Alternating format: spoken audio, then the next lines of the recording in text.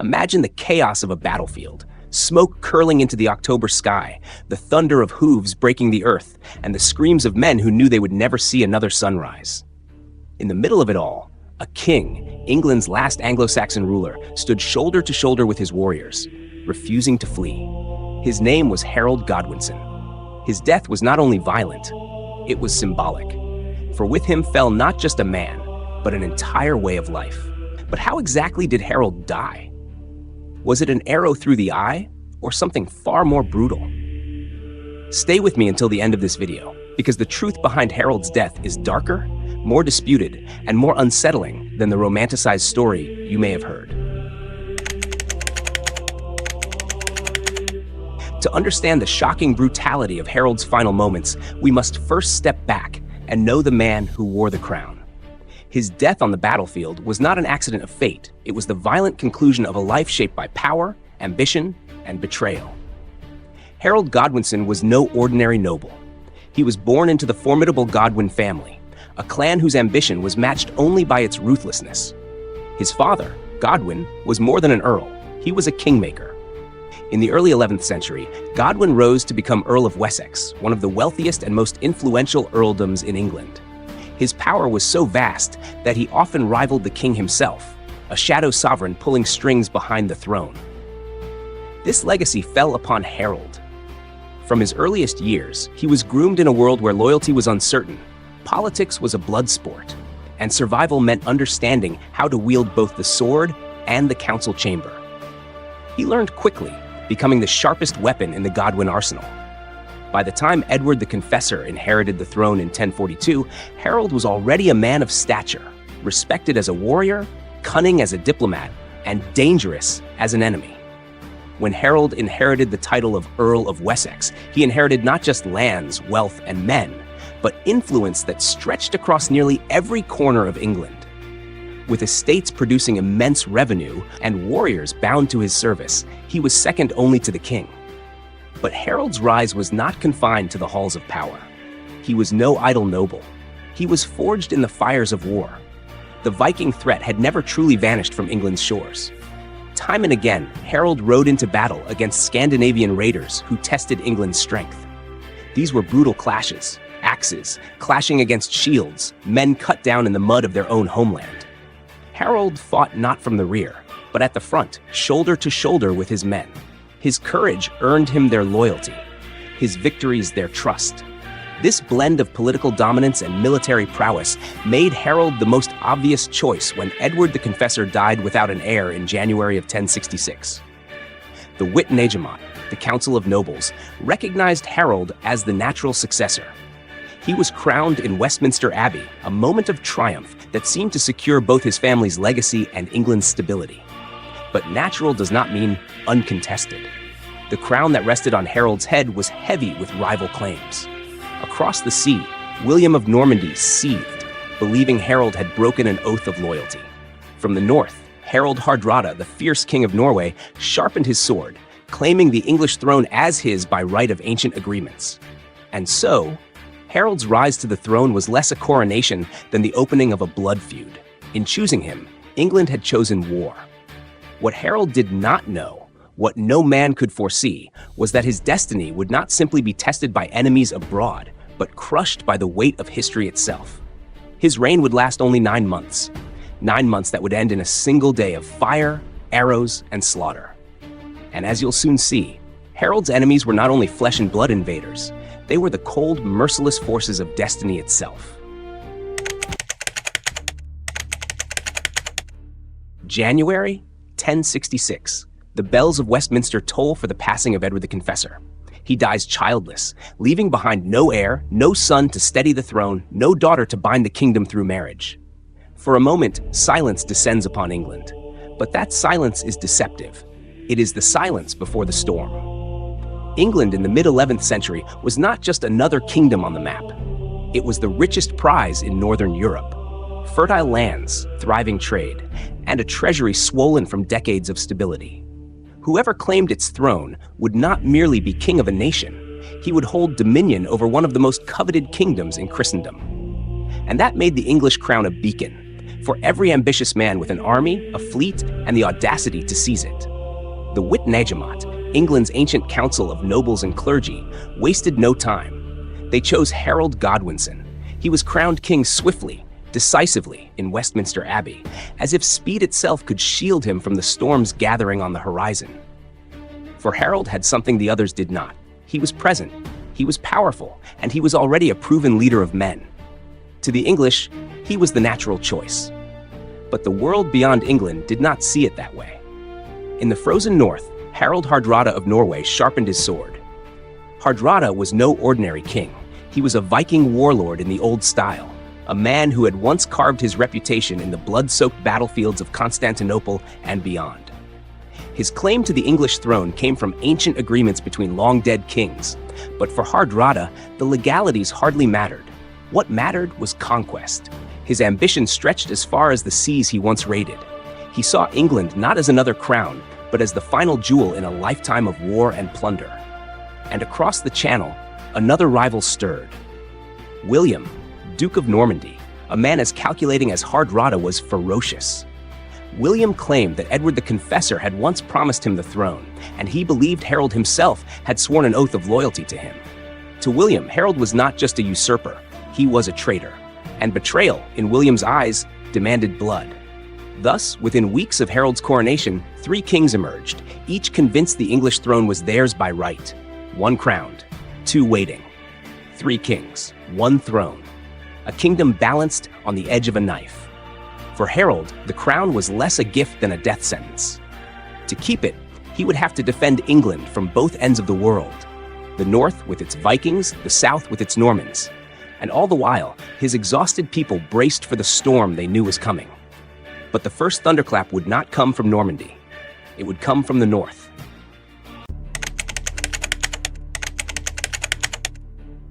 September 1066. Harold hears of an invasion. Hardrada, the legendary Viking, has sailed down from Norway, joined by Harold's own treacherous brother, Tostig. The English king has no time. He marches his army 200 miles in just 4 days, a feat of desperation and endurance. Imagine the blistered feet, the exhaustion, the men carrying their lives on their backs just to reach the battlefield. At Stamford Bridge, Harold proves himself. Hardrada is slain, Tostig too, and the Viking threat is crushed forever. But the victory is bittersweet. Harold's men are tired, bloodied, and scattered. And just as the last Viking corpses are carried off the field, word arrives. William of Normandy has landed in the south. Harold has no choice but to march again. And this time, he would not be so lucky. Picture the scene. Harold Godwinson's men, victorious but broken at Stamford Bridge, standing amidst the carnage of Viking corpses. Their bodies ache from wounds. Their arms are heavy from the weight of axes and shields. Their lungs burn from days of fighting and marching without rest. They should have been celebrating survival. They should have been returning home. Instead, a messenger arrives, breathless, frantic, his words striking like thunder. William of Normandy has landed in the south. Thousands of men, horses, and ships now camp upon English soil. For Harold, there is no time to savor victory, no time to heal. The nightmare is only beginning. With grim resolve, Harold orders another march. From York to London, from London to Hastings, 250 miles in less than 2 weeks. Imagine it, men dragging themselves forward, boots sinking into mud, clothes stiff with blood and sweat. Blisters tear open. Old wounds fester. Many collapse along the roadside, unable to carry on. Yet Harold drives them, for he knows William grows stronger every hour he remains unchecked. Meanwhile, across the Channel, William has done what Harold could not: rest. His men are disciplined, his knights well-fed, his cavalry fresh. He has chosen his battlefield carefully. He knows Harold is coming, and he knows how to break him. When Harold finally reaches Hastings, the weight of exhaustion hangs over the Saxon army like a curse. Yet Harold wastes no time. He positions his men upon Senlac Hill, a strategic rise that offers both protection and the hope of endurance. There, the shield wall is formed, an ancient and formidable tactic. Shoulder to shoulder, shield to shield, the Saxons stand as an unbreakable barrier of oak and iron. It is a gamble, but the only gamble Harold has left. If the wall holds, William's cavalry and archers will bleed themselves dry against it. If it fails, England will fall. Harold knows this. His men know this. Every man standing on that hill understands they are not merely defending a crown. They are defending an entire world, a way of life that has endured for centuries. But fatigue is a merciless foe. The Saxons are tired, and William is patient. Fate itself seems to conspire against Harold. And as the morning of October 14th, 1066 approaches, the stage is set for the most decisive battle in English history. October 14th, 1066. The morning mist rises, revealing two armies destined to decide England's fate. The Saxons stand shoulder to shoulder, shields locked, axes in hand. The Normans advance with arrows, cavalry, and the discipline of conquest. Wave after wave, William sends his men forward. The Saxon shield wall holds, arrows rain down, horses charge, but the wall is iron. Harold's men shout defiantly. Then William uses deception, a feigned retreat. The Saxons, believing victory is at hand, break formation to pursue the Normans, and that is when the shield wall shatters. Harold's fate is sealed, but how he dies is where the mystery begins.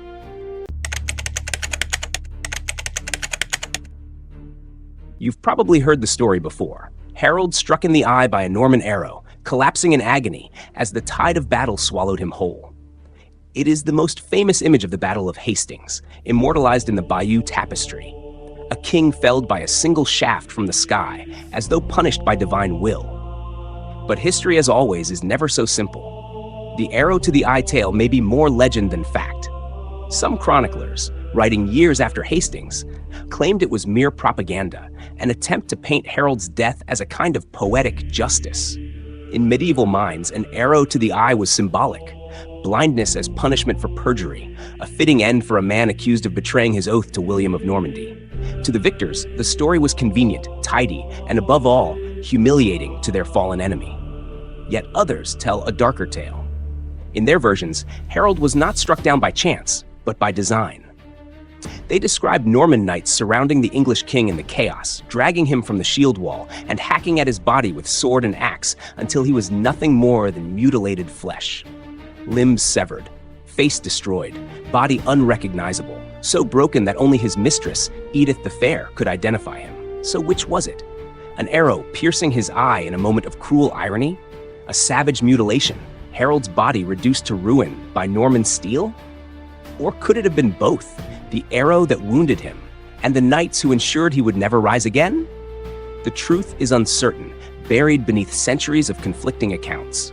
But what is clear is this: Harold Godwinson died violently, refusing to surrender, standing with his men until the very end. His last moments were soaked in blood, mud, and chaos. And with his fall, not only was a king destroyed, England's fate was sealed. Before we uncover what happened after Hastings and why Harold's death changed England forever, make sure to like this video, subscribe to the channel, and turn on the notification bell. We bring you stories of mystery, betrayal, and bloody turning points in history. You won't want to miss what's coming next. Now, let's see what happened after the last Anglo-Saxon king fell. The battlefield of Hastings lay silent, save for the crows. Harold Godwinson's body, whether pierced by arrow or hacked apart by Norman blades, was now lifeless among the thousands of Saxon dead. His fall was more than the death of a king. It was the breaking of a nation. William of Normandy claimed victory, but victory was not peace. It was terror.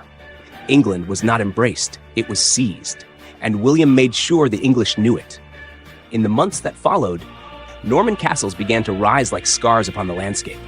Where once stood Saxon halls of wood, there now loomed towers of stone, symbols of dominance, monuments of submission. The castles were not homes, they were instruments of fear, their shadows stretching across conquered villages. Resistance flared, but it was answered with brutality. Villages were razed, fields salted, livestock slaughtered. The people who had once called Harold their king now lived under a regime of fire and famine. Whole regions, like the North, were devastated in campaigns so savage they would later be remembered as the harrying of the North. Tens of thousands starved as William crushed rebellion with merciless precision. This was no simple change of rulers. It was the death of an identity. Anglo-Saxon England, its language, its traditions, its freedoms, ceased to exist. In its place rose a Norman world. Harsher, foreign, and unrelenting. The old nobility was stripped of land and power, replaced by Norman lords loyal to William. Even the church was reshaped, its leaders replaced with Norman clergy. The England that had endured for centuries vanished in less than a generation. And yet, Harold's memory lingered like a ghost. To the Normans, he was a usurper, crushed beneath the rightful conqueror. But to the English, he became something else, the last true king of their people, a fallen hero whose violent death marked not just the end of a reign, but the burial of a world. Harold Godwinson was the last of his kind, the last native English king. His death was more than violent. It was the brutal full stop at the end of an entire chapter of history. Did he die with an arrow in his eye? Or under the sword of Norman knights? We may never know for certain. But what we do know is this. On that October day in 1066, when Harold fell, so too did Anglo-Saxon England. And from his blood, a new England emerged, one forged in conquest, betrayal, and fear. If you've enjoyed this story of Harold's violent death and the end of a kingdom, make sure to like this video, subscribe to the channel, and turn on the bell so you never miss another dark chapter of history. And don't stop here. Click the next video on your screen, where we dive into another tale of betrayal and bloodshed that shaped the world you live in today. Because history is not just the past, it's the shadow that still walks beside us.